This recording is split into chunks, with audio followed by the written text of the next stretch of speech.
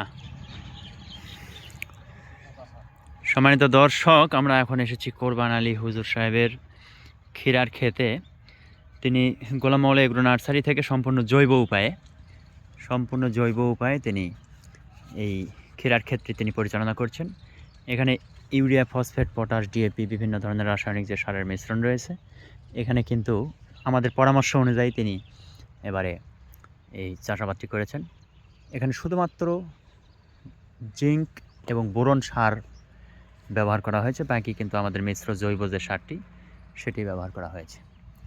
এবং এখানে বালাইনাশক যেটি ব্যবহার করা হচ্ছে সেটিও কিন্তু জৈব উপায়। আপনার ফেরোমন ফাঁদ এবং মেহগনির বীজের স্প্রে, হলুদের গুঁড়া, মরিচের গুঁড়া, এই সমস্ত স্প্রে করে ক্ষেতটিকে আমরা একটা প্রাথমিকভাবে দেখছি যে এর ফলাফল কী দাঁড়ায়। আমরা কিন্তু দেখতে পাচ্ছি অলরেডি। হুজুর, বয়স কত হলো আপনার বাগানের? 70 দিন, মানে আর কি 2 মাস। তো আমরা কিন্তু দেখতে পাচ্ছি যে ক্ষীরার আসছে, ফল কিন্তু সুন্দর আসছে। কিছু গাছ দু একটা নষ্ট হয়েছে, এটি এই মোজাইক ভাইরাসের মতো আর কি। এটা হ্যাঁ, মাকড় বা আপনার জাপ পোকা, এফিড, মাছি, এই সমস্ত কিন্তু খুব কম। এটা জৈব উপায়ে সেটি দমন করা সম্ভব হয়েছে।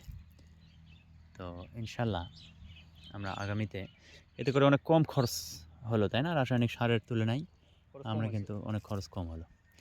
এবং আগামীতে আমরা আপনার আগামীতে কি মনে হয়, এভাবেই আপনার চাষাবাদ কন্টিনিউ করা যাবে তো নাকি? হ্যাঁ, করা যাবে, সমস্যা নেই, রেজাল্ট ভালো।